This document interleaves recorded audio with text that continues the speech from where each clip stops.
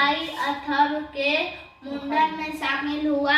इस अवसर पर मैं बाबा परमेश्वर जी का होली प्रस्तुत करने जा रहा हूँ।